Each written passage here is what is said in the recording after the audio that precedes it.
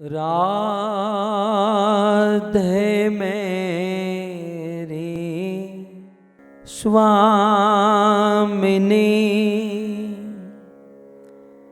मैं राधे को दास, जन्म जन्म मोहे दीजियो, श्री वृंदावन वास। राधा तू बड़ भागिनी, कौन तपस्या कीन, तीनों लोक के नाथ है, सो तेरो आधीन, सो तेरो आधीन। जय राधा माधव कुंज बिहारी, जय राधा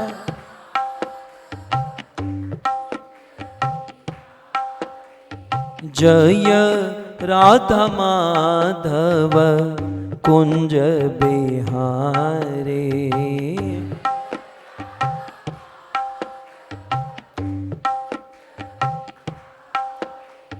जय राधा माधव कुंज बिहारी,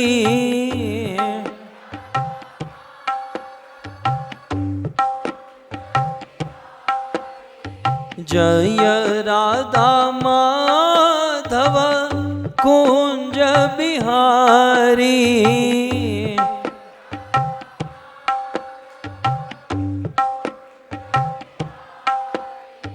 गोपी जनवल्लभ गिरिवर धारे,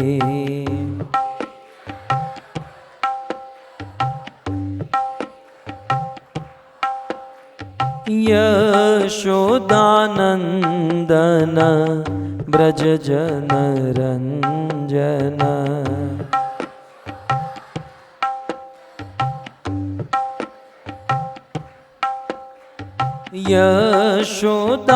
यशोदानंदन ब्रज जन रंजन,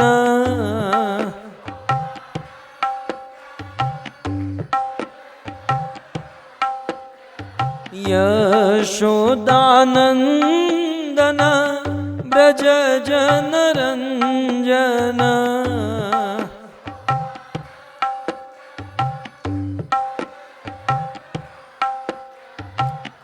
यमुना तीर वनचारी,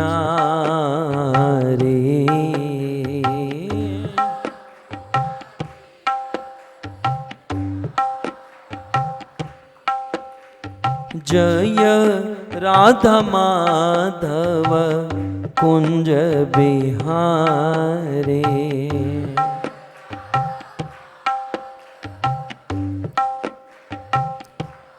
मेरो राधा रमण गिरिधारी, गिरिधारी श्याम बनवारी, मेरो गिरिधारी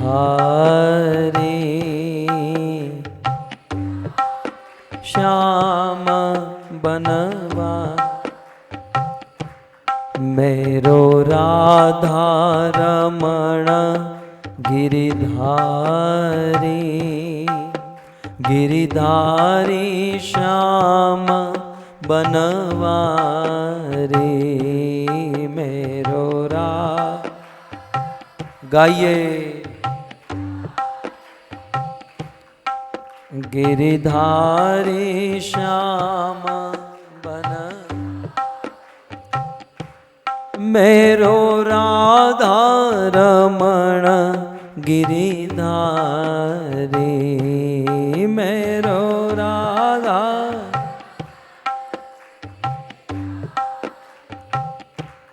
मेरो राधा रमण गिरिधारी मेरो राधा रमण मेरो राधा रमण गिरिधारी गिरिधारी श्याम बनवारी मेरो राधा भाव से जय हो।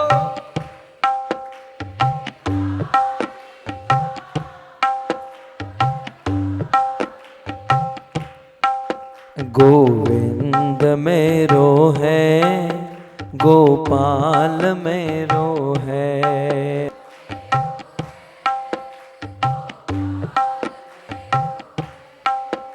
गोविंद मेरो है गोपाल मेरो है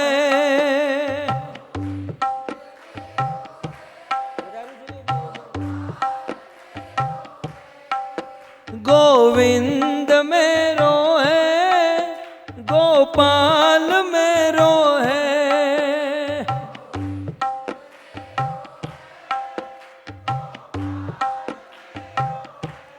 हरे कृष्णा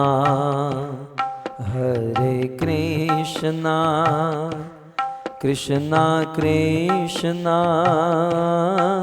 हरे हरे हरे राम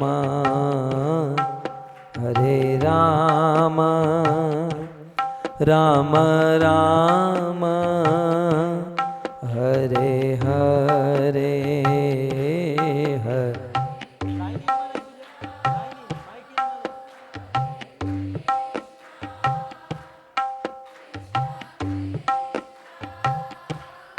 हरे राम हरे राम राम राम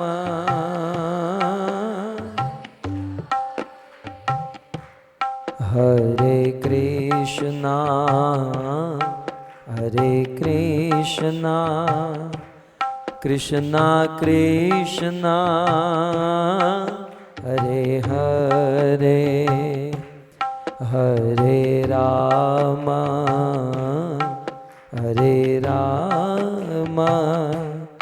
राम राम हरे हरे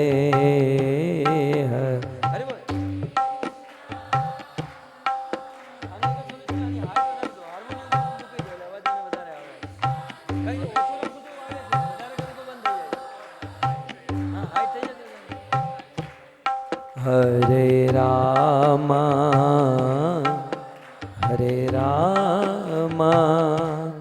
राम राम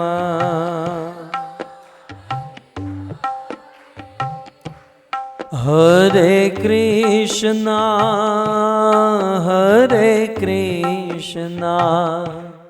कृष्णा कृष्णा हरे हरे हरे राम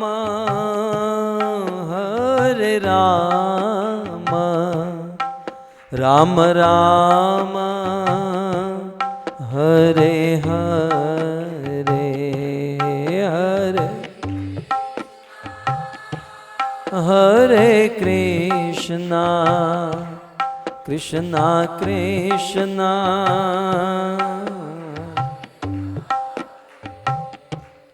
हरे राम हरे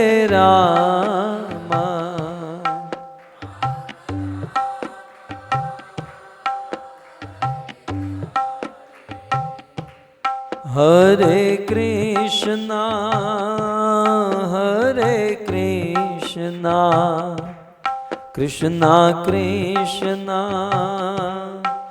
हरे हरे हरे राम हरे राम राम राम हरे हरे हरे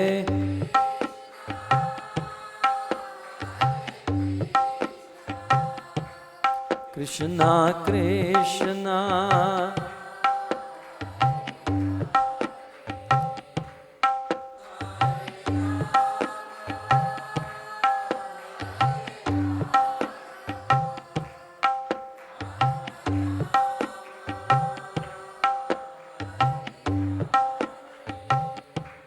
हरे कृष्णा कृष्णा कृष्णा हरे हरे हरे राम राम राम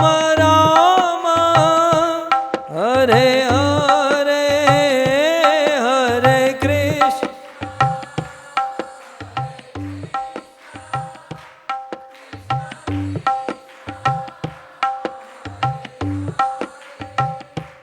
हरे राम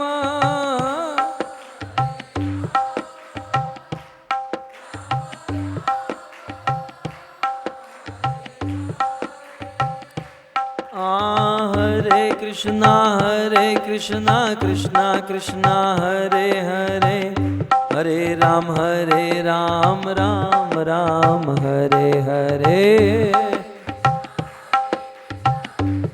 कृष्णा हरे हरे हरे राम राम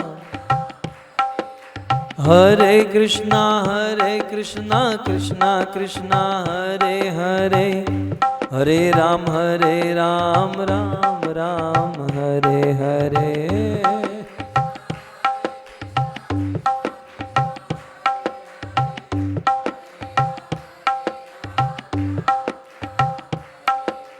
राधा श्याम सुंदर राधा श्याम सुंदर राधा श्याम सुंदर राधे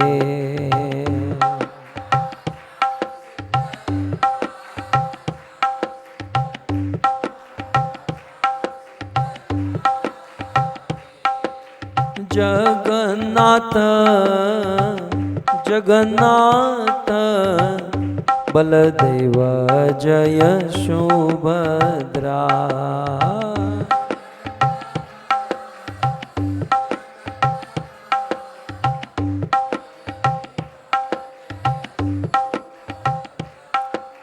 रघुपति राघव राजा राम पतित पावन सीताराम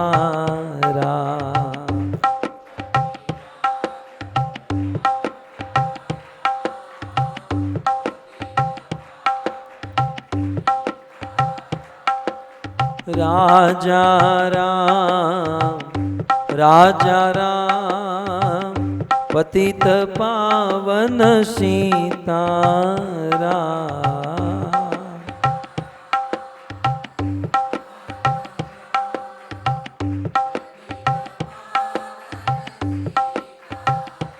बोलो रघुपति राघव राजा राम पतित पावन सीताराम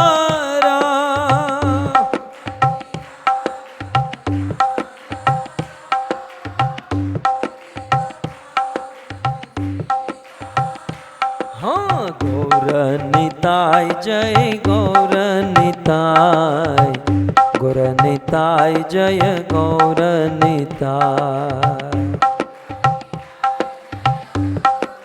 जय श्री गौर निताय प्रभुपाद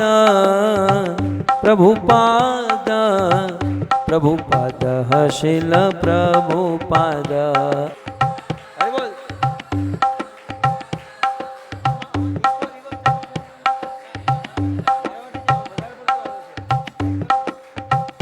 जय जय प्रभुपाद प्रभुपाद प्रभुपाद जय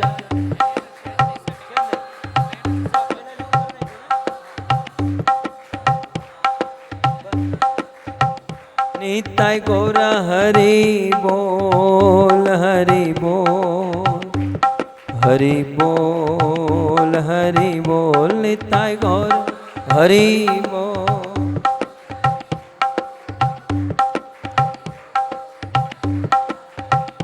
युग धर्म हरिनाम संकीर्तन के ग्रंथराज श्रीमद् भागवतम महापुराण के श्रील प्रभुपाद के निताय गौर प्रेमानंद। नमः ओम विष्णुपादाय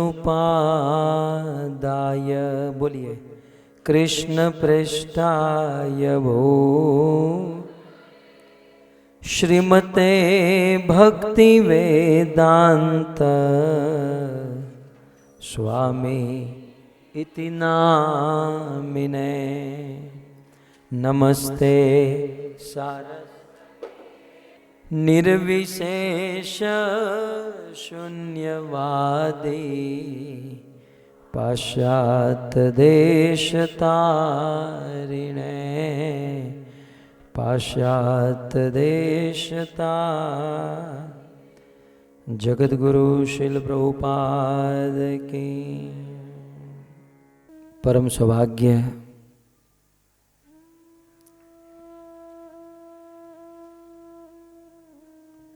पुनः एक बार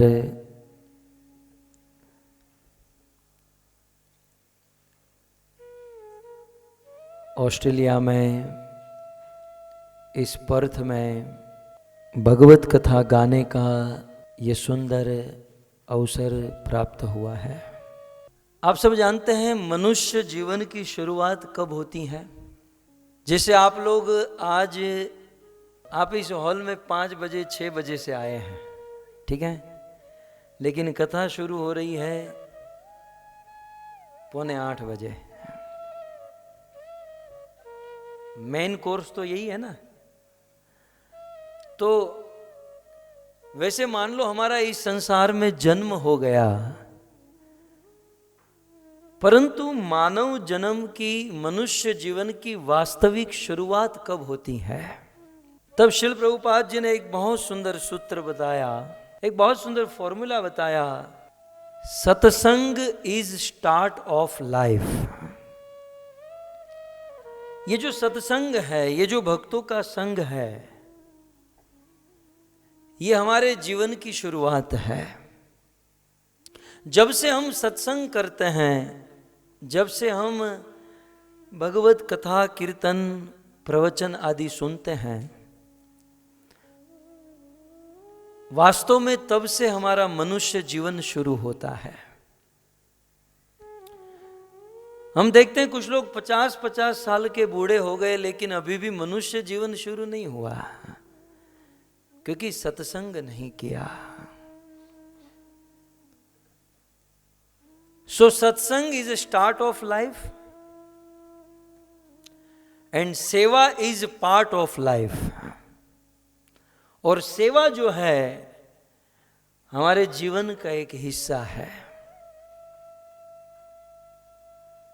सत्संग इज स्टार्ट ऑफ लाइफ, सेवा is part of life and Guru is gift of life. गुरु जो है हमारे जीवन में एक बहुत बड़ी गिफ्ट है, भगवान के द्वारा दी हुई गिफ्ट। और अंत में स्मरण इज एसेंस ऑफ लाइफ। हमारे जीवन का सार क्या है, हमारे जीवन का उद्देश्य क्या है? एकमात्र स्मरण। धेनुमती नदी के तट पर 88,000 ऋषि मुनियों ने सूत गोस्वामी से कहा कि हे सूत जी, ये इतना सुंदर मनुष्य जीवन मिला है, इस मनुष्य जीवन का बेनिफिट क्या है? जब भी हम कोई बिजनेस शुरू करते हैं, कोई दुकान खोलते हैं, तो सबसे पहले प्रॉफिट लॉस के बारे में सोचते हैं। सोचते हैं कि नहीं? कैसे ही कूद पड़ते हैं, सोचते हैं। मनुष्य जीवन का प्रॉफिट क्या है, बेनिफिट क्या है। तब सुद गोस्वामी कहते हैं, एतावान सांख्य योगाभ्याम स्वधर्म परिनिष्ठया जन्म लाभ परे पुंसाम अंते नारायण स्मृति है। जीवन के प्रत्येक कार्य के अंत में भगवान का स्मरण होना और जीवन के अंत में भगवान का स्मरण होना, यही है मनुष्य जीवन का वास्तविक बेनिफिट, मनुष्य जीवन का वास्तविक उद्देश्य। दामोदर अष्टकम के रचयिता सत्यव्रत मुनि जब ये स्तोत्र गाते हैं नमामीश्वरम, और 3 पद जब गाए तो भगवान प्रकट हो गए। सत्यव्रत, यार तू इतना अच्छा गाता है, इतना सुंदर भजन गाया, इतना सुंदर दामोदर अष्टकम, मैं प्रसन्न हो गया, तुम्हें जो चाहिए वो मांग लो। तब चौथे पद में क्या कहते हैं, वरम देव मोक्षम न मोक्षाम वधिम वा। हे कृष्ण, आप वरेण्यम हो, आप वरदान देने में सर्व समर्थ हो। मैं जानता हूं कि मैं जो कुछ भी मांगू आप देने में समर्थ हो, आप दे सकते हो, लेकिन मुझे आपसे कुछ नहीं चाहिए। कृष्ण, यदि आपको देना ही है तो क्या कहते हैं, इदं ते वपुरनाथ गोपाल बालम, इदं ते वपुरनाथ गोपाल बालम, सदा में मनस्या विरास्तम किमन्ये। हे कृष्ण, इदम ते वपु, ये जो आपका वपु है, वपु माने शरीर, ये आपका जो स्वरूप है, कौन सा स्वरूप, गोपाल बालम, बाल गोपालम, ये आपका बाल गोपाल स्वरूप सदा सदा के लिए मेरे मन में बसा रहे, ऐसा आशीर्वाद दे दीजिए।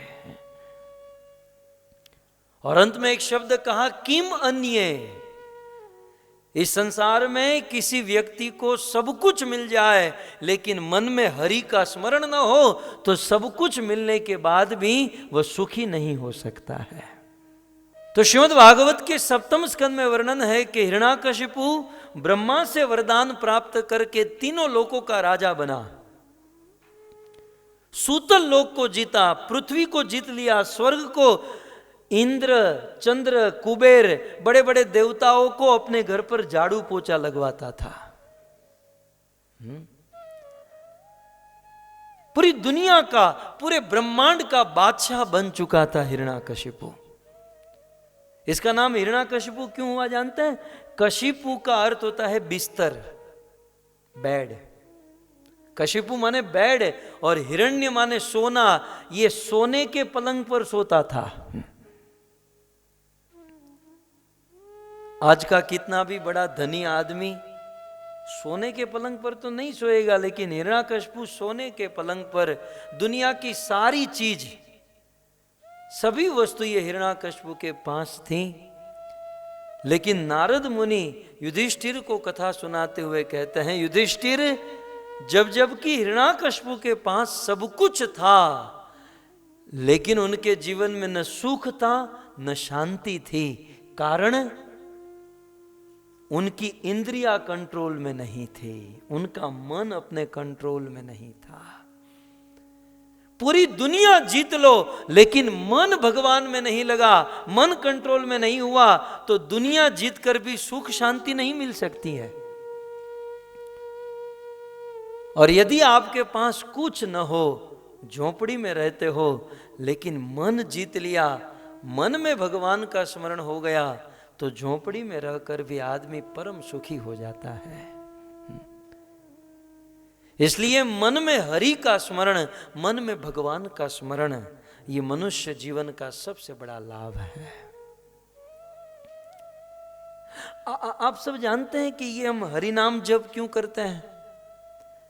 हम सेवा, साधना, ये कथा, ये भक्ति के जितने भी विधि विधान कार्य हैं, हम क्यों करते हैं? एकमात्र स्मरतव्य सततम विष्णु, भगवान विष्णु का सतत रूप से स्मरण होता रहे और विस्मरतव्य न जातुचित, और कभी भी भगवान विष्णु का विस्मरण ना हो। इसलिए हम साधना सेवा आदि करते हैं। भागवत में प्रश्न हुआ कि संसार में सबसे बड़ा दुख क्या है। कई बार हम लोग कहते हैं ना, मेरे जीवन में बड़ी प्रॉब्लम है, बहुत बड़ी विपत्ति में फंस गया हूं। भागवतकार कहते हैं विपद नैव विपदम। हम जिसे विपत्ति समझते हैं, हम जिसे प्रॉब्लम समझते हैं, वो प्रॉब्लम है ही नहीं। वास्तविक प्रॉब्लम क्या है? वास्तविक प्रॉब्लम यही है कि मन में भगवान का स्मरण नहीं हो रहा है। यदि भगवान का स्मरण होने लगे तो संसार की कोई प्रॉब्लम नहीं रहेगी। व्यक्ति जहां भी जाएगा, जहां भी रहेगा, वह स्वयं सुखी रहेगा और अपने आजू बाजू में जो है उन सब को सुखी कर देगा। इसलिए एक संत ने बहुत सुंदर बात कही, साधु जो होता है ना, साधु वो इत्र की दुकान की तरह होता है। हमारे भारतवर्ष में इत्र की दुकान, परफ्यूम सेंट की दुकान होती है। उस दुकान में कोई जाए या न जाए, उस दुकान के बाजू में से कोई गुजरता है, फिर भी उसे इत्र की या सेंट की, परफ्यूम की सुगंध आती है। साधु का चरित्र बिल्कुल वैसा है कि कोई जानबूझकर साधु के पास जाए या न जाए, अनजान से भी यदि साधु के निकट चला गया तो साधु का प्रभाव उसे अवश्य प्राप्त हो जाता है। तो जब हम सत्संग करते हैं, साधु की संगति करते हैं, तो उनके प्रभाव से हमारा मन कंट्रोल होता है। सफल नारी किसे कहते हैं? सफल नारी कैसे बना जा सकता है? सफल नारी बनने के राज क्या है? और हमारे शास्त्रों में सफल नारी कौन है? लेकिन तत्व से देखा जाए तो केवल स्त्री ही स्त्री नहीं, इस संसार के सारे पुरुष भी स्त्री है। समझ में आ रहा है? स्त्री तो स्त्री है ही, संसार के सारे पुरुष भी स्त्री है। क्योंकि मां गंगा के तट पर चैतन्य महाप्रभु सनातन गोस्वामी को 1 महीने तक उपदेश दिए, और उन दिनों चैतन्य महाप्रभु ने कहा, सनातन जीवेर स्वरूप है नित्य कृष्ण दास, कृष्णेर तटस्था शक्ति भेदा भेद प्रकाश। सनातन, ये जीव भगवान का दास है, ये आत्मा, ये जीवात्मा भगवान की एक शक्ति है। हम लोग क्या हैं? हम भगवान की तटस्थ शक्ति है, और शक्ति जो है ना, वो स्त्रीलिंग मानी जाती है। चाहे स्त्री हो या पुरुष, हम सब भगवान की शक्ति हैं। हम सब भगवान की शरणागत शक्ति है, अर्थात स्त्री है। शरीर मात्र स्त्री और पुरुष का है। और नारी का जीवन जो है ना, सदैव शरणागत होता है।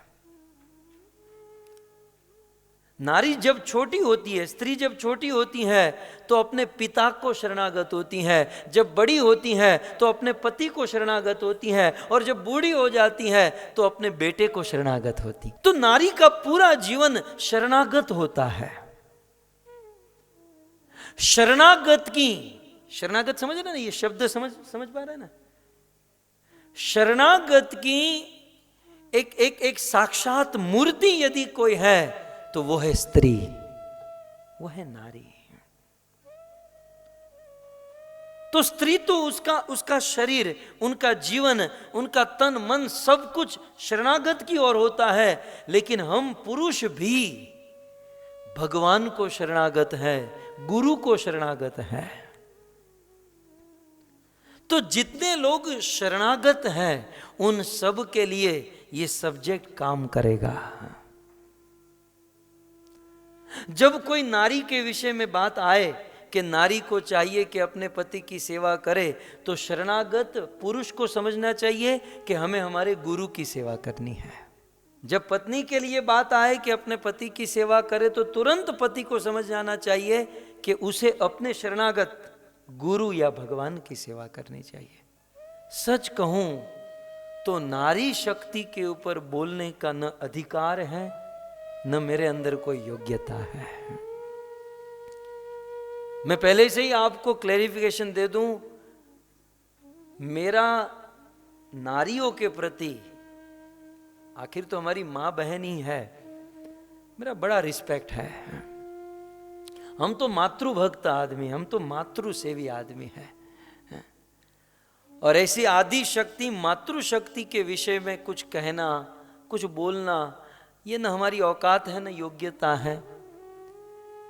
लेकिन भागवत के सहारे सुखदेव गोस्वामी, सूत गोस्वामी, मैत्रेय ऋषि और शिल प्रभुपाद की कलम के सहारे पूर्व से ही उन्होंने जो लिख रखा है, उन्होंने जो कह दिया है, उन्हीं बातों को एक सरल भाषा में आपके बीच में रखने का प्रयास करेंगे।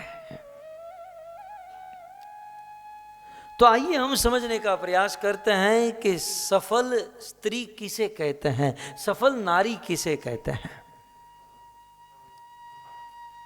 ये सफल नारी का जो चरित्र है, जो मूल चरित्र श्रीमद् भागवत के 3 स्कंद से हम सुनेंगे। वैसे भागवत में अनेक सफल नारियों का वर्णन किया गया है, लेकिन भक्तों ने जो चुना है वो है मां देवहूति का चरित्र। देवहूति,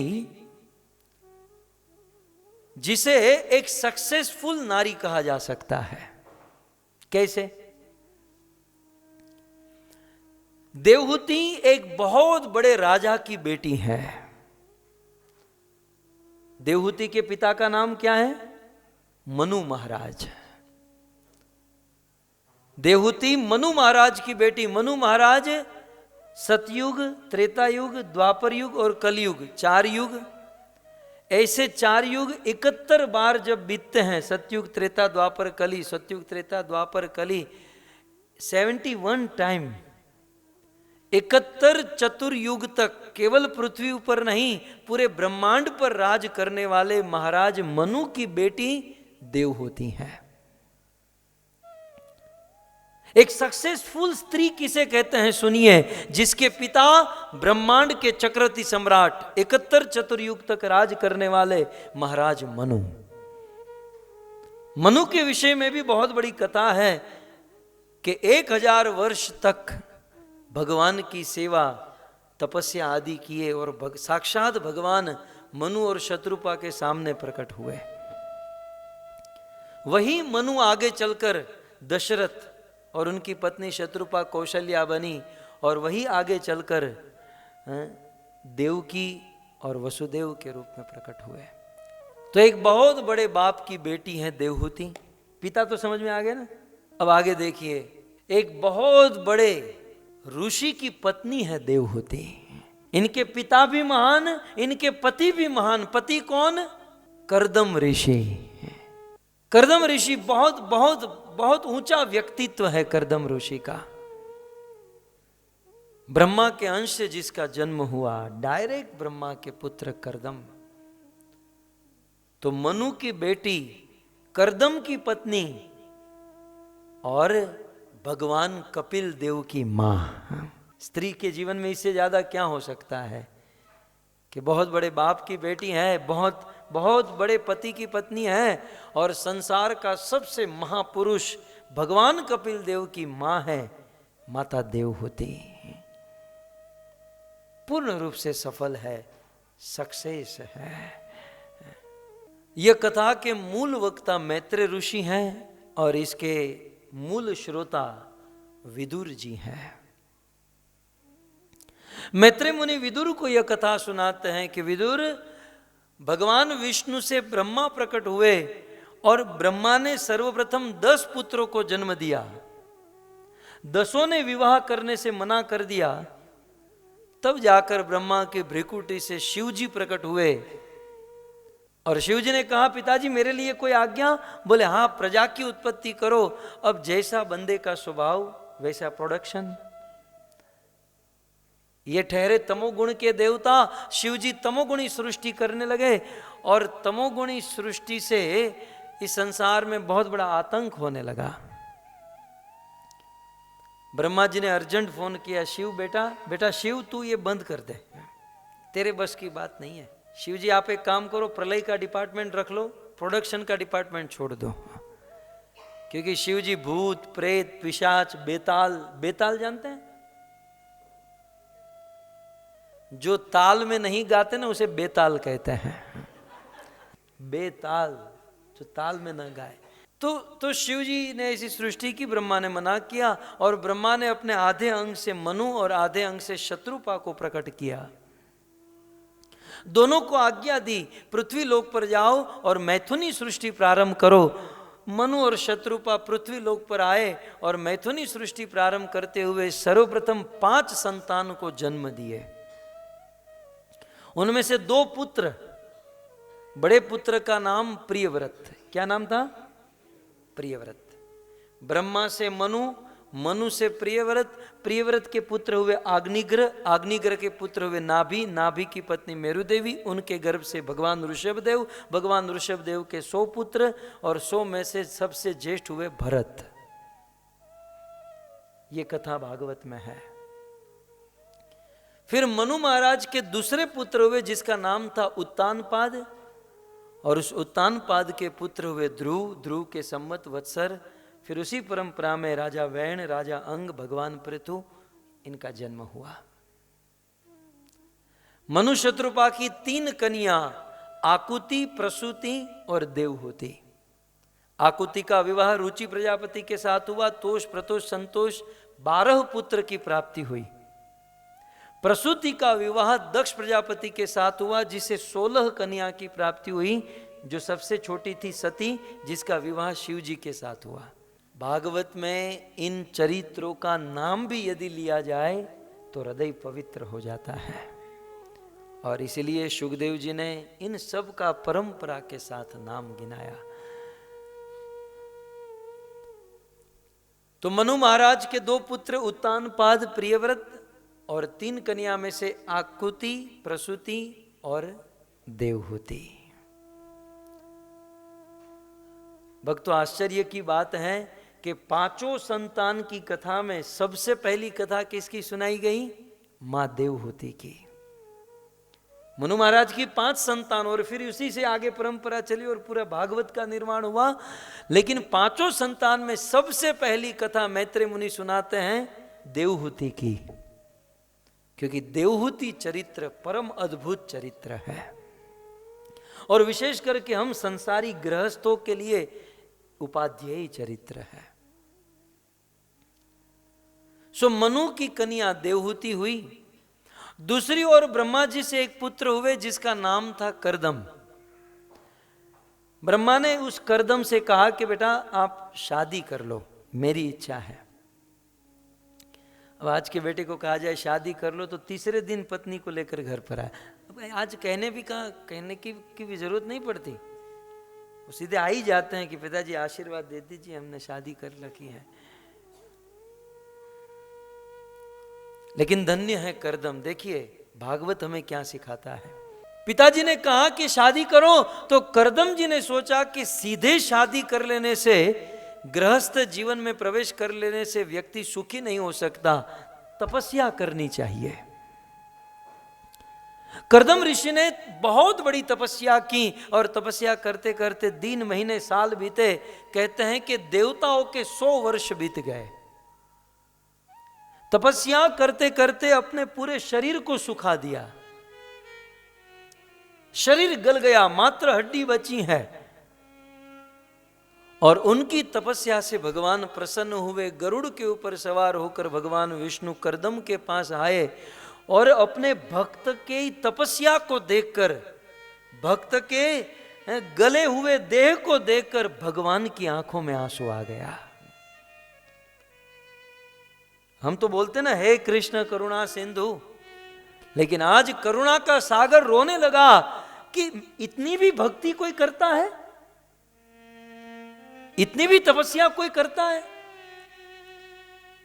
न खाए न पिए कुछ नहीं, बस मेरा नाम लेते हुए खड़ा है। जब कोई संसार में तप करता है ना, भगवान का हृदय द्रवीभूत हो जाता है कि ये भक्त मेरे लिए इतना कष्ट उठाता है। अभी कल कार्तिक महीने का अंतिम दिन है, भीष्म पंचक का अंतिम दिन।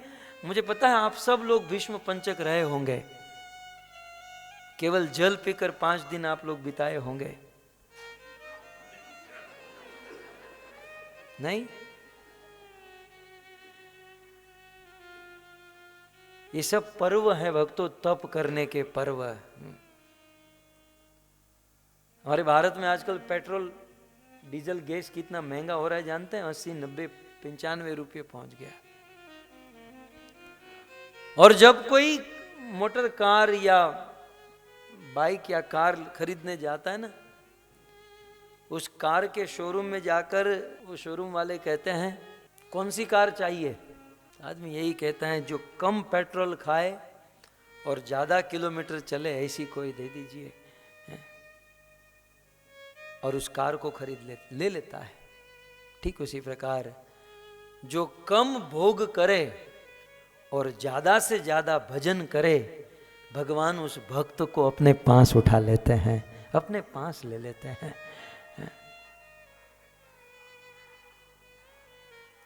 करदम की तपस्या से भगवान विष्णु प्रसन्न हुए और भगवान ने अपने भक्त के शरीर को देखा, आंखों में आंसू आ गए।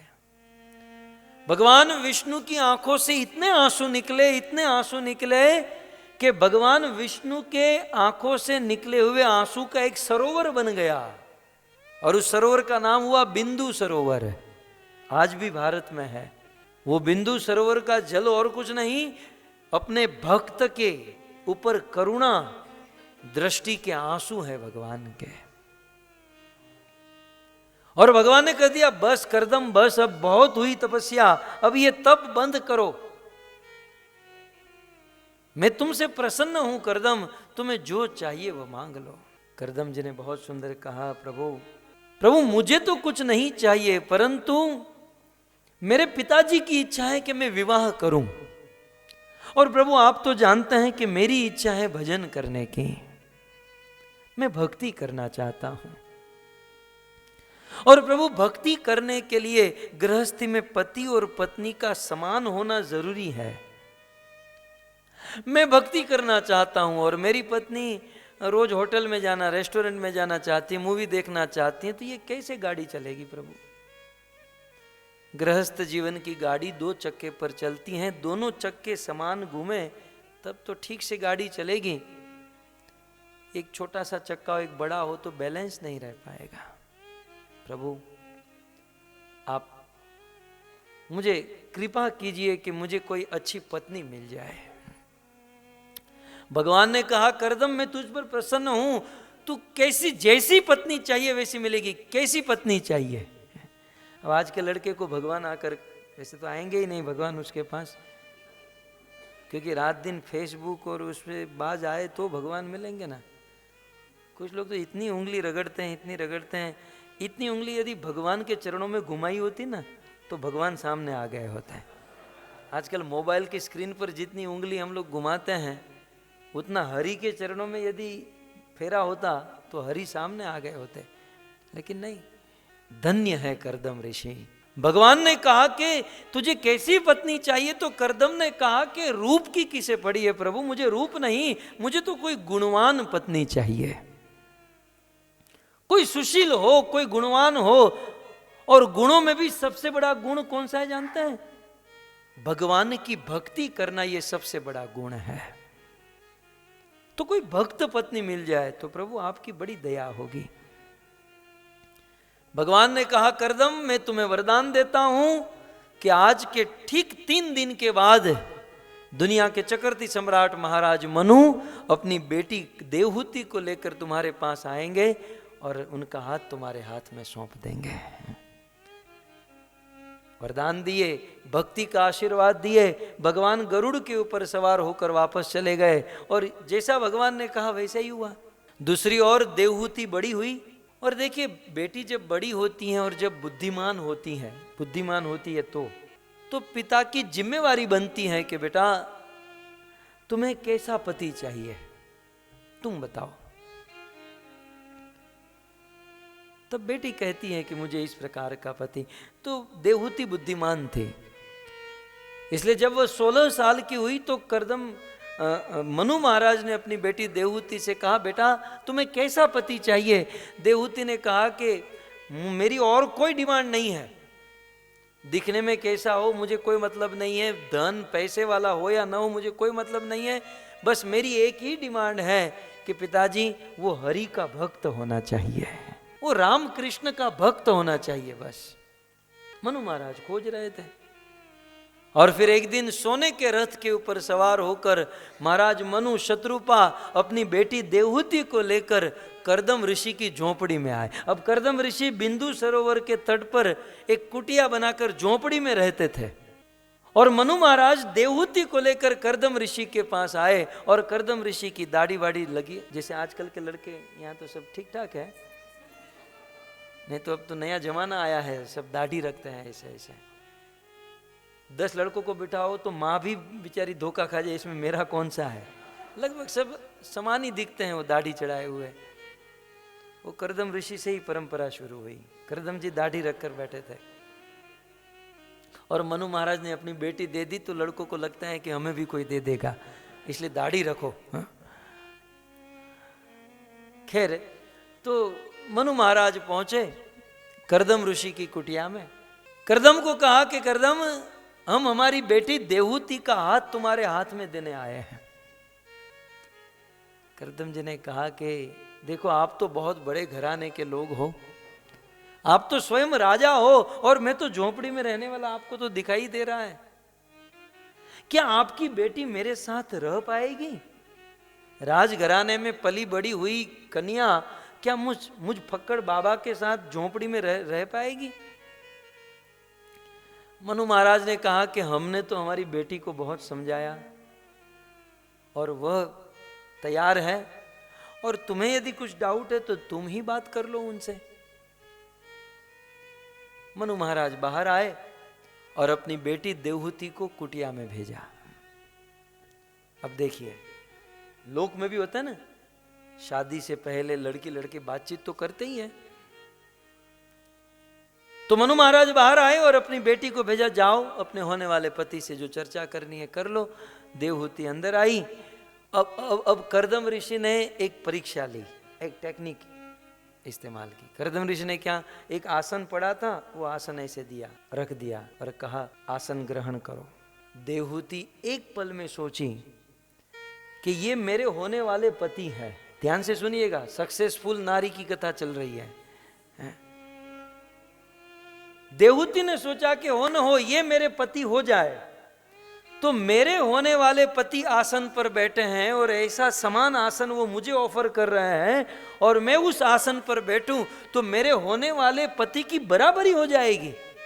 और आर्यवर्ष की नारी, भारतवर्ष की नारी कभी भी अपने होने वाले अपने पति की बराबरी नहीं करती, सदैव अपने पति से एक कदम एक स्टेप नीचे रहती है। अब इन्होंने कहा कि खुद आसन पर बैठे, आसन दिया, आसन ग्रहण करो। यदि आसन पर बैठ जाए तो पति की बराबरी हो जाए, पति धर्म नष्ट हो जाए, पतिव्रता बल सती धर्म का नाश हो जाए।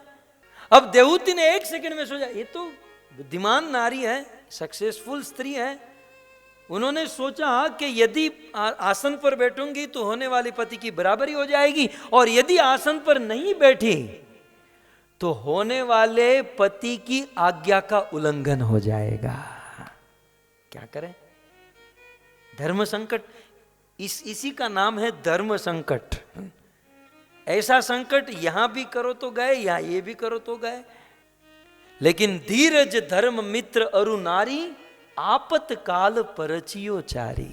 रामायण में लिखा है कि 4 वस्तु की परीक्षा रोज नहीं होती, धीरज, धर्म, मित्र और नारी।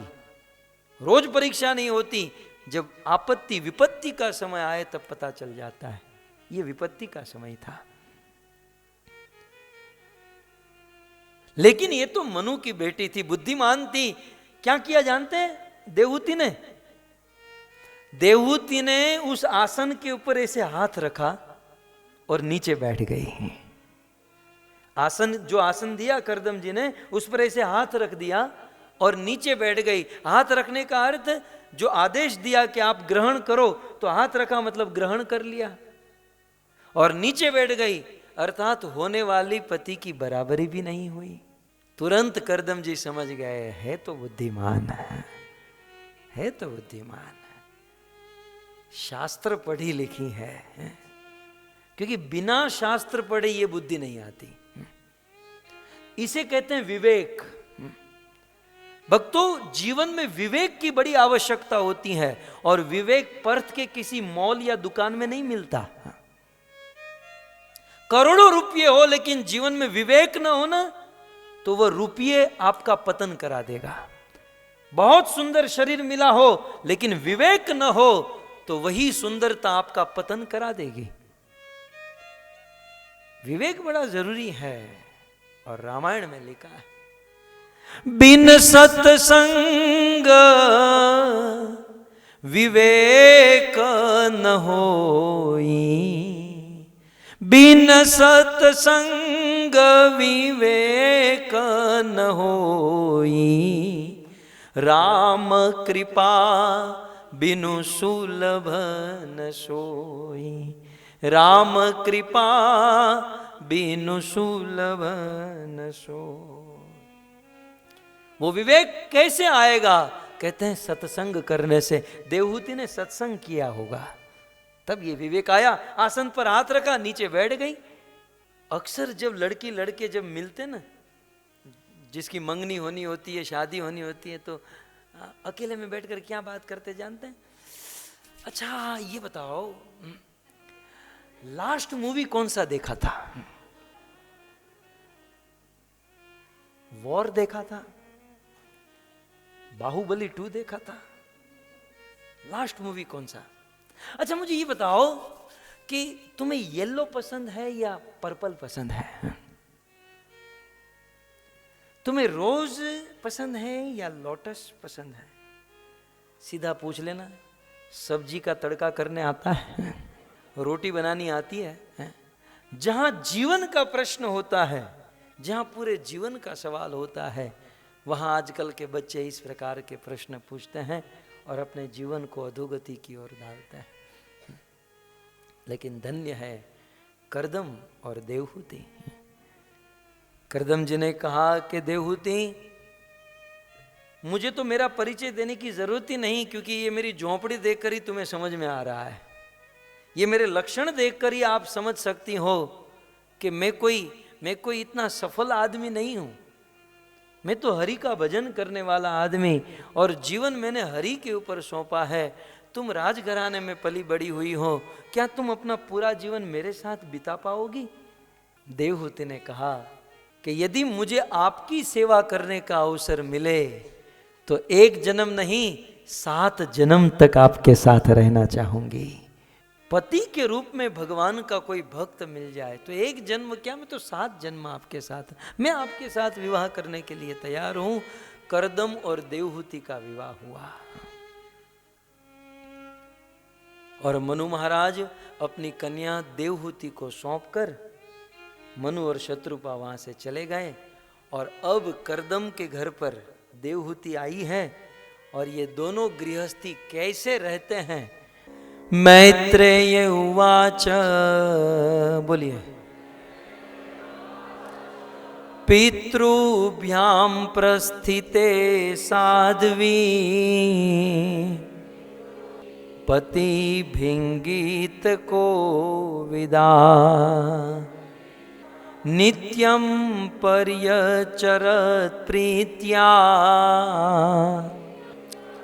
भवानीव भवं प्रभुं।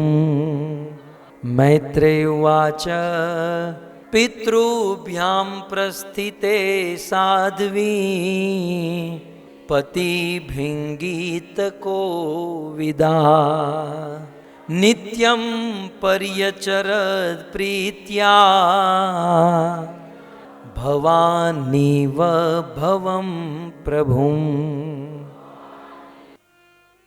सो मनु और शत्रुपा अपनी बेटी देवहूति का हाथ करदम के हाथ में सौंपकर चले गए हैं। और यह कथा मैत्रेय उवाच, मैत्रेय मुनि विदुर जी को सुना रहे हैं। भक्तों, एक अजीब सी घटना है कि ये कथा जो हम सुन रहे हैं ना, जो सुनने जा रहे हैं, इस कथा के एक वक्ता है और एक ही श्रोता है। कितने श्रोता है? Only one. हमारे भागवत में जहां जहां गुह्य कथा हुई है वहां वहां देखा गया है कि एक वक्ता और एक श्रोता। केवल यही बात नहीं, आप राम कथा सुनिए। कैलाश के शिखर पर एक वक्ता शिवजी और एक श्रोता पार्वती। प्रयाग में केवल एक वक्ता याज्ञवल्क और एक श्रोता भरद्वाज ऋषि। कुरुक्षेत्र के रणांगन में एक वक्ता कृष्ण और एक ही श्रोता अर्जुन। सो इस प्रकार, और इतना ही नहीं, 550 वर्ष पूर्व श्री चैतन्य महाप्रभु दक्षिण भारत की यात्रा में गए तो गोदावरी के तट पर एक वक्ता राय रामानंद और एक श्रोता श्री चैतन्य महाप्रभु। इस संसार में जो बड़े बड़े संवाद हुए हैं वो कभी कभी एक वक्ता और एक श्रोता के बीच में भी हुए हैं। कभी कभी हम लोग सोचते हैं कि यहाँ पर बहुत भीड़ लगती है इसलिए उत्तम कोटि का प्रवचन हो रहा होगा। ऐसा नहीं है। कभी कभी बहुत उत्तम कोटि का प्रवचन होता है, वहां केवल एक श्रोता भी देखा गया है, जैसे मैंने आपको परंपरा गिनाई। प्रवचन का अंदाजा, कथा का अंदाजा श्रोताओं की संख्या के ऊपर कभी मत लगाइएगा। मैं आपको यह बताना चाहता हूं। खैर, लेकिन फिर भी किसी के वक्तव्य का अंदाजा भीड़ के ऊपर मत लगाइएगा। कितने श्रोता है यह महत्वपूर्ण नहीं है, श्रोता कैसा है यह महत्वपूर्ण है? कुरुक्षेत्र के रणांगन में केवल एक श्रोता था, अर्जुन। लेकिन अर्जुन अर्जुन था। क्या कहा कृष्ण ने? भक्तो असि सखा असि रहस्यम एतद उत्तमम। अद्भुत श्रोता था भरद्वाज, विदुर, अद्भुत श्रोता। श्रोता एक हो लेकिन परीक्षित की तरह हो। जो भी शब्द सुने उस शब्द को तुरंत अपने जीवन में अप्लाई करने का प्रयास करे। यह है उत्तम कोटि का श्रोता। तो यह कथा मैत्रेय मुनि विदुर जी को सुना रहे हैं और सुनाते हुए कहते हैं कि पितृभ्याम प्रस्थिते। पितृभ्याम माने माता पिता, प्रस्थिते चले गए। पितृभ्याम माने देवहूति के माता पिता। कौन थे माता पिता? मनु और शत्रुपा। जब अपनी बेटी का विवाह करा के प्रस्थिते चले गए तो आगे क्या हुआ? मैत्रेय मुनि कहते हैं पितृभ्याम प्रस्थिते साध्वी।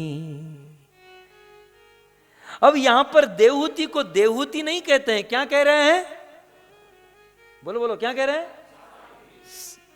पितृभ्याम प्रस्थिते साध्वी। देवहूति कौन है? साध्वी है। साध्वी किसे कहते हैं? साधु पुरुष को साधु कहते हैं, और जो साधु पुरुष में गुण होता है वही गुण यदि स्त्री में हो तो उसे साध्वी कहते हैं। मान लो विदुर जी कहे कि मैत्रेय मुनि आप देवहूति को देवहूति न कहकर साध्वी क्यों कह रहे हो? साध्वी की डेफिनेशन क्या है? साध्वी किसे कहते हैं? तो साध्वी, साध्वी देवहूति को कहा गया, लेकिन साध्वी की डेफिनेशन आगे सुनिए। साध्वी किसे कहते हैं? पति अंगीत को विदा। देखिए साधु किसे कहते हैं ना, वो लगभग तीसरे चौथे दिन की कथा में आएगा, जब यही देवहूति अपने पुत्र कपिल को कहेगी कि बेटा साधु किसे कहते हैं, मुझे ये बताओ। क्योंकि आज के युग में डॉक्टर को पहचानना आसान है, डिग्री बिग्री देखकर आप पहचान सकते हो, पुलिस वाले की वर्दी देखकर आप पुलिस वाले को पहचान सकते हो, आप लॉयर को पहचान सकते हो, लेकिन साधु को पहचानना बड़ा कठिन हो गया है। 250 रुपये के धोती कुर्ता मिलते हैं, पहनकर कोई साधु का वेश बना लेता है, और साधु का वेश पहनकर जगत को ठगा जा रहा है। इसलिए आगे ये बहुत सुंदर कथा आएगी, साधु किसे कहते हैं, तो फिर वो साधु के गुण आएंगे जो थोड़े बहुत आप लोग भी जानते हैं। साधु किसे कहते हैं तो बार बार आप सब ने सुना है कि जिसमें वैराग्य है, जिसमें भक्ति है, जो भगवान का नाम लेता है, कीर्तन करता है, ये सब आपने सुना है। लेकिन साध्वी किसे कहते हैं? साध्वी किसे कहते हैं? बस सीताराम प्रभु क्षमा कीजिएगा, आपकी सेवा शायद कम हो जाएगी, लेकिन घर बार सब कुछ, पत्नी बच्चों को, सब पति को छोड़कर, सास ससुर को, माता पिता को छोड़कर मंदिर में बैठ जाना, क्या ये साध्वी है? यदि ये डेफिनेशन आपके दिमाग में है तो आज निकाल दीजिए। साधु किसे कहते हैं थोड़ा बहुत आप जानते हैं, और चौथे दिन आप कंप्लीटली जानेंगे साधु किसे कहते हैं। लेकिन साध्वी किसे कहते हैं यहां पर लिखा है। साध्वी किसे कहते हैं? पति अंगीत को विदा। साध्वी किसे कहते हैं? जो पति के इशारे को समझे। पति अंगित को विदा, पति के मन में क्या चल रहा है और पति के मन की इच्छा को समझकर अपने पति के मन की इच्छा को जो पूर्ण करे उसे साध्वी कहते हैं। मैं नहीं कह रहा हूं बाबा, यहां लिखा है, देखो संस्कृत श्लोक मैं आपको ट्रांसलेट कर रहा हूं। साध्वी किसे कहते हैं? पति अंगित को विदा। पति तो समझ में आ रहा है, अंगित माने इशारा, अंगित माने मन की बात, और कोविद माने जानना। पति के मन की बात को समझकर उसकी इच्छा को पूर्ण करे उसे साध्वी कहते हैं। प्रत्येक पत्नी को चाहिए कि अपने पति के मन को न समझ सके कोई बात नहीं, एटलीस्ट पति के इशारे को तो समझे। फर्स्ट क्लास की पत्नी उसे कहते हैं कि पति को बोलना ना पड़े, पति की स्थिति को देखकर समझ आए कि इनको भूख लगी है, प्यास लगी है, इनको ये चाहिए, और बिना मांगे पति को दे दे, उसे फर्स्ट क्लास की पत्नी कहते हैं। लेकिन ये न कर सके कोई बात नहीं, पति मांगे तब तो दे।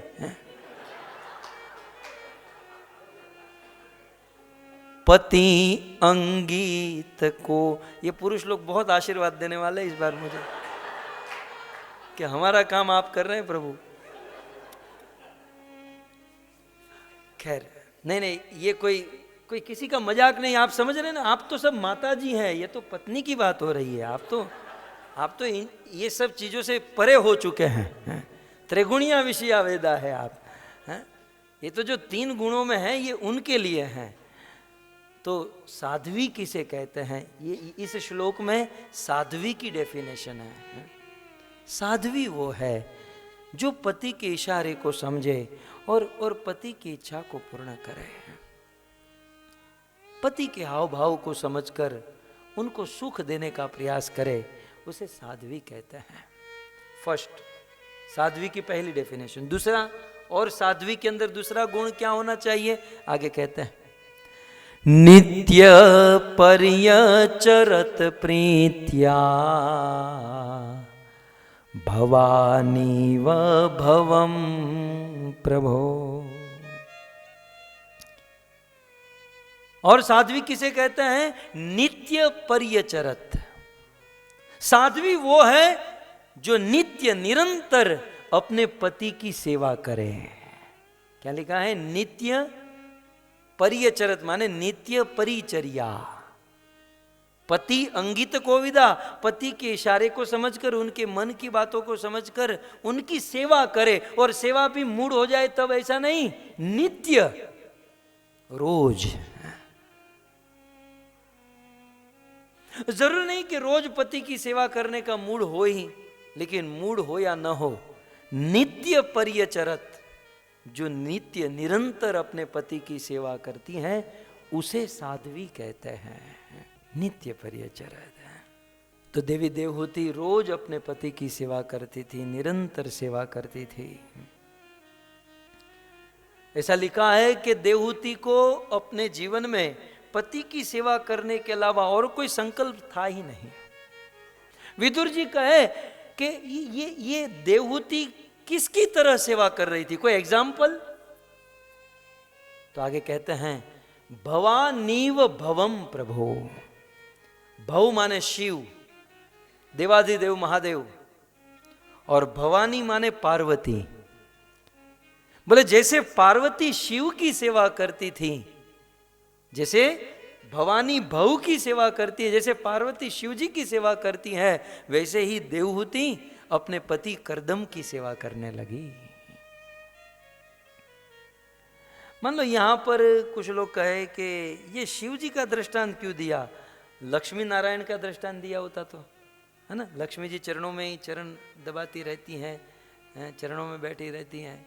बोले नहीं, भगवान विष्णु का दृष्टांत इनके लिए परफेक्ट नहीं है, क्योंकि भगवान विष्णु तो धनी है, वैकुंठ में रहते हैं, बहुत बड़ा पद है। और देवहूति किसकी सेवा कर रही थी? उनका पति पैसों से कोई धनी नहीं था। ऐसा भी नहीं था कि कोई बहुत बड़े बंगले में रहता था, बहुत बड़ी कार रखता था, बहुत हायर फैसिलिटी में रहता था, ऐसा भी नहीं था। जैसे शिव जी परम विरक्त के रूप में बरगद के पेड़ के नीचे रहते थे, और पार्वती हिमालय की कन्या, बहुत बड़े बाप की बेटी, और जैसे भवानी भव की सेवा करती थी, वैसे देवहूति अपने पति की सेवा। यद्यपि बहुत बड़े घराने से आई थी, बहुत बड़े घर से आई थी, लेकिन अपने पति की सेवा। और सबसे बड़ा आश्चर्य क्या था जानते हैं? जब से इनका विवाह हुआ तब से करदम ऋषि को समाधि लग गई। करदम ऋषि समाधि में बैठे हैं और उनकी पत्नी देवहूति करदम ऋषि की सेवा किए जा रही है, सेवा कर रही है। आगे कहते हैं, सेवा करते हुए देवहूति का भाव क्या था, किस भाव में सेवा कर रही थी? मैत्रेय जी कहते हैं, विश्रम्भेणात्मशोचेन गौरवेण दमेन च शुश्रूषया सोहदेन वाचा मधुरया च भो।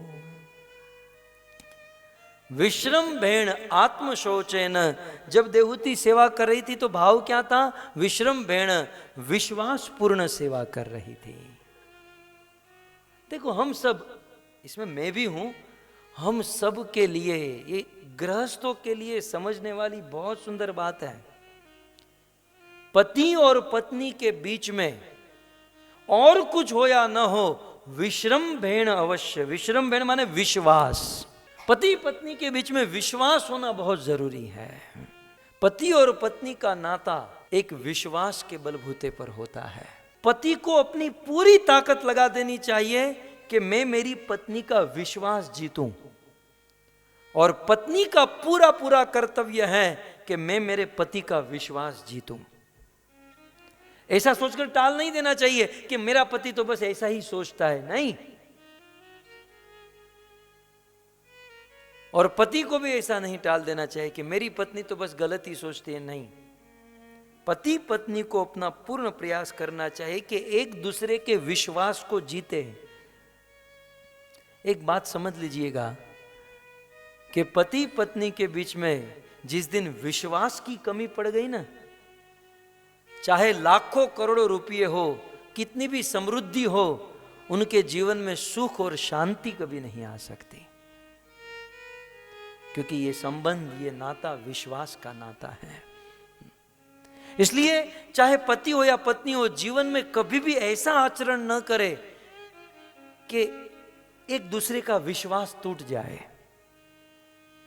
विश्वास जोड़कर रखे। मैं अक्सर कहता हूं 25वें माले की मंजिल से कोई आदमी गिर जाए तो हो सकता है कि एक बार वो उठ सके, लेकिन विश्वास से जब आदमी गिर जाता है ना तो उसे उठने में बहुत देरी लगती है, और हो सकता है वो विश्वास वापस ना आ सके। विश्रम्भेण, कितना ये भागवत हमको कितनी सुंदर सीख देता है। विश्रम्भेण, देवहूति अपने पति को विश्वास से जीत चुकी थी, विश्वास से सेवा करती थी। और विश्रम्भेण का दूसरा अर्थ होता है आत्मविश्वास। देवहूति को आत्मविश्वास था, विश्वास था कि मैं जो कर रही हूं बिल्कुल सत्य कर रही हूं, मैं परफेक्ट कर रही हूं। तो विश्रम्भेण आत्मशोचेन, और साथ ही साथ आत्मशोचेन पवित्र होकर सेवा करती थी, पवित्र अवस्था में सेवा करती थी, अपने पति की सेवा करती थी। कैसे? पवित्र होकर। देखिए, बाहर से पवित्रता आती है स्नान करने से, और आंतरिक पवित्रता आती है हरि नाम लेने से। हरे कृष्णा कृष्णा कृष्णा हरे हरे, हरे राम। शरीर शुद्ध होता है जल से और मन शुद्ध होता है मंत्र से। तो देवहूति अंदर और बाहर दोनों ओर से पवित्र होकर अपने पति की सेवा करती थी, आत्मशोचेन। और एक बहुत सुंदर बात आगे कहते हैं, विश्रम्भेण आत्मशोचेन, और आगे कहते हैं गौरवेण। गौरवेण अर्थात देवहूति को अपने पति की सेवा करने का गौरव था। गौरव शब्द समझते हैं आप? प्राउड था। अभिमान अलग वस्तु है, अभिमान नहीं था, गौरव था कि मुझे बहुत अच्छी सेवा मिली है, मुझे बहुत बड़ी सेवा मिली है, ये जो मैं कार्य कर रही हूं, मैं बहुत सबसे अच्छा कार्य कर रही हूं। जैसे हमें गौरव है, जैसे मैं कह रहा था कि लोग यहां वहां भटकते हैं, और देखिए हम किसी को बाधित नहीं कर सकते। मैं ब्रह्म मध्व गौड़ीय धारा का बंदा, इस ब्रह्म मध्व गौड़ीय धारा में शिक्षा दीक्षा ली, और ये प्रभुपाद और ये इस्कॉन का समाज, तो ये ब्रह्म मध्व गौड़ीय धारा में शिल प्रभुपाद की इस परंपरा में रहते हुए मैं मेरी बात करूं, मुझे जितना आनंद सुख मिल रहा है उतना ब्रह्मा के बाप को भी नहीं मिलता होगा। ये मुझे गौरव है, ये गौरव सबको होना चाहिए, अपना गौरव होना चाहिए। देवहूति को गौरव था कि नहीं, मैं मेरे पति की सेवा कर रही हूं, मैं धन्य हो रही हूं। तो विश्रम्भेण आत्मशौचेन गौरवेण, और आगे कहते हैं दमेन च, देवहूति अपने पति की सेवा कर रही थी अपनी इंद्रियों को कंट्रोल रखकर। कभी कभी माताओं की इंद्रियां अनकंट्रोल होती हैं, खुद खा लेती हैं इतना सारा, तो पति की सेवा क्या खाक कर पाएगी? सो जाएगी बेचारा। पति जब तक घर पर आया है उसकी आधी नींद खत्म हो गई होती है। दमेन च, अब देखिए मैं बार बार कह रहा था कि भाई जब ये बात आए तो अपने गुरु के बारे में भी सोचिएगा। जब हमें गुरु की सेवा करनी है, जैसे स्त्री को पति की सेवा करनी है तो इंद्रियों को कंट्रोल में रखना चाहिए, तब अच्छे से सेवा कर सकते हैं। गुरु की सेवा करनी है इंद्रियों को कंट्रोल में रखकर। दमेन च, और शुश्रूषया सोहदेन वाचा मधुर याच भो, बहुत सुंदर बात। शुश्रूषया, छोटी सी छोटी सेवा भी अपने पति की करती थी। उनके वस्त्रों को धोना,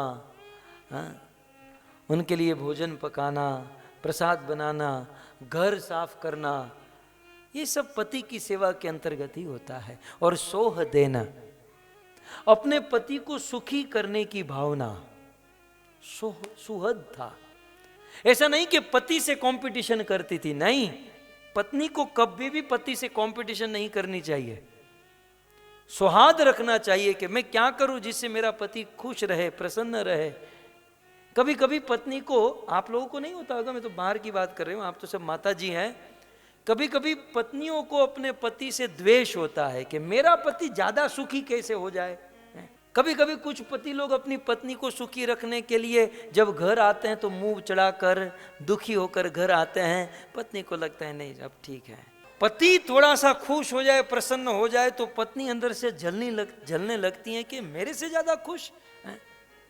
इसे कहते हैं द्वेष। अपने पति से द्वेष रखने वाली कभी जीवन में सुखी नहीं हो सकती। पति से द्वेष, पति के प्रति सौहार्द का भाव होना चाहिए। मैं भगवान कृष्ण का वचन कह रहा हूं। एते पंच महामखा, वेदों का ये मंत्र है कि 5 वस्तु यदि किसी के घर पर हो वहीं पर ही भगवान आते हैं। और यहां पर ऐसे ही होगा, आगे चलकर भगवान आएंगे। लेकिन वो 5 चीज क्या है?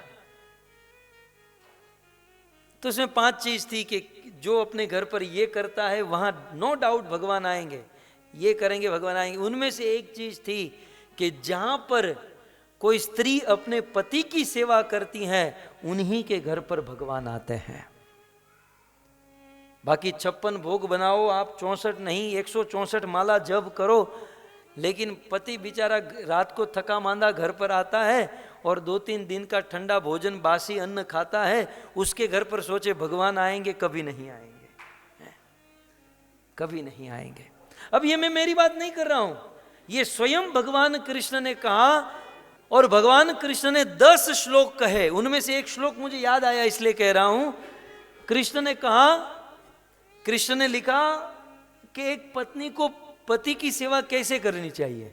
वहां पर भगवान कृष्ण स्वयं कहते हैं कि जैसे कोई माँ अपने बेटे की सेवा करती है, ये तो नो डाउट माँ को बेटे में प्रेम होता ही है, छोटे से लाडले में, छोटे से बेटे में उनका कितना सुहाग होता है, कितनी सुहद भावना होती है एक माँ को अपने बेटे के प्रति। तो जैसे एक माँ को अपने बेटे के प्रति जो प्रेम, जो सुहाग होता है, into 1000 सुहद अपने पति में होना चाहिए, ये भगवान कृष्ण ने कहा। और ऐसा सुहाग जिस पत्नी के हृदय में होता है उनके घर पर भगवान आते हैं, बाकी भगवान कभी नहीं आते हैं। तो सुहद भावना होनी, अपने पति को सुखी करने की भावना होनी चाहिए। और अंत में इस श्लोक में अंत में क्या कहते हैं? वाचा मधुरया चबो। साध्वी किसे कहते हैं? कहते वाचा मधुरया। जिस पत्नी की वाणी मधुर हो उसे साध्वी कहते हैं। और स्पेशल वो वाणी अपने पति के लिए मधुर हो। कभी कभी होता है कि दुनिया के लिए मधुर वाणी होती है, लेकिन पति के लिए तो बोली नहीं, बंदूक की गोली चलती है, दादा दादा दादा दादा दादा। वाचा मधुर याच भो। देवहूति के विषय में कहते हैं कि वो साध्वी मधुर वाणी। कभी कभी पत्नी सेवा तो करती है, लेकिन सेवा करने से ज्यादा सुना देती है, टोटल हिसाब चुकता। कभी कभी कुछ लोग काम बहुत बड़े करते हैं, लेकिन वाणी इतनी कर्कश होती है कि वाणी से ही सारे काम बिगड़ जाते हैं। एक बात याद रखिएगा, रामायण और महाभारत, रामायण रचा और महाभारत रच गया स्त्री के खातिर। रामायण और महाभारत के मूल में स्त्री है, और स्त्री का एक वचन कैकेयी ने कहा कि राम को वनवास, रामायण की रचना, और द्रौपदी ने कहा अंधा का पुत्र अंधा, महाभारत की रचना। देखिए ये जितने बड़े बड़े युद्ध हुए स्त्री के केवल एक स्टेटमेंट पर, यदि थोड़ा सा कंट्रोल, थोड़ा सा लिहाज, थोड़ी सी वाणी में मिठास होती, यदि रखे तो पूरी दुनिया को जीता जा सकता है। पूरी दुनिया को। याद रखे, जो काम बड़ी बड़ी तलवार नहीं करती हैं, जो कार्य बड़े बड़े वेपन नहीं कर पाते हैं, वो कार्य वाणी कर देती है।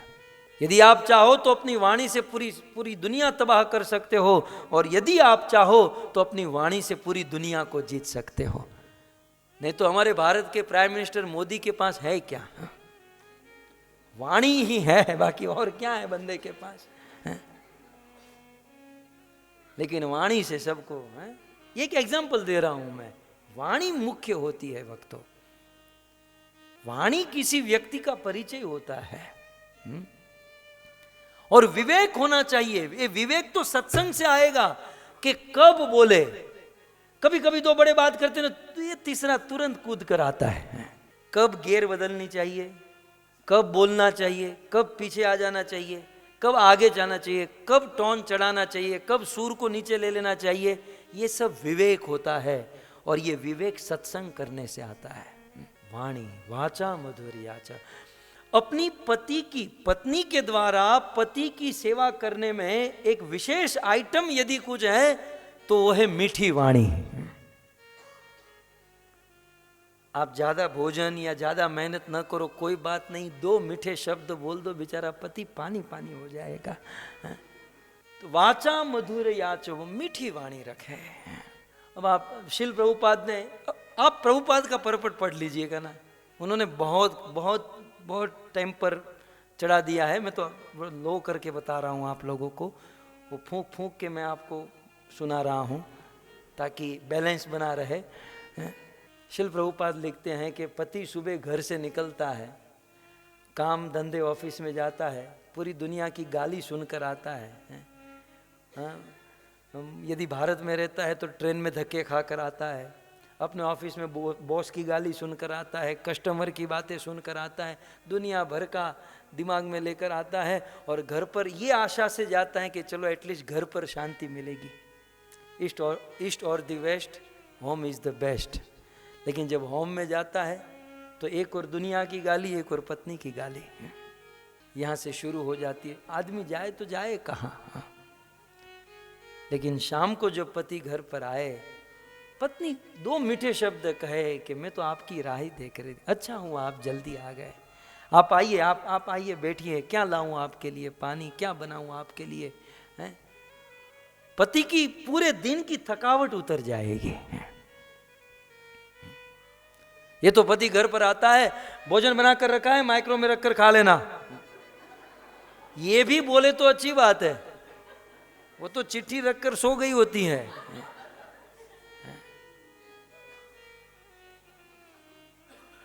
इसमें एक प्रश्न आएगा कि भाई हम पत्नी हैं, हम भी जॉब करती हैं, काम करती हैं, जो भी है, हमें अपने धर्म से नहीं चूकना चाहिए। जीवन में संघर्ष है, नो डाउट, लेकिन जो धर्म भगवान ने निर्माण किया है, प्रयास करके भी उस धर्म का पूर्ण रूप से पालन करने का प्रयास करना चाहिए। तो एक सफल नारी किसे कहते हैं? सक्सेसफुल विमेन कौन है? जो अपने पति की सेवा करती है, जो साध्वी है। और साध्वी की डेफिनेशन ये है, अपने सारे अलंकार निकाल दे, सफ़ेद साड़ी पहनकर बस मंदिर में बैठ जाए, वो साध्वी है। भागवत में तो ऐसा कुछ नहीं लिखा। भागवत में साध्वी की डेफिनेशन ये दी गई है। हरे कृष्णा। ग्रंथराज श्रीमद् भागवतम महापुराण की, श्रील प्रभुपाद की, निताई गौर प्रेमानंदे। जय जय श्री राधे, जय जय श्री राधे, जय जय श्री राधे। हरे कृष्णा कृष्णा कृष्णा हरे हरे, हरे राम राम राम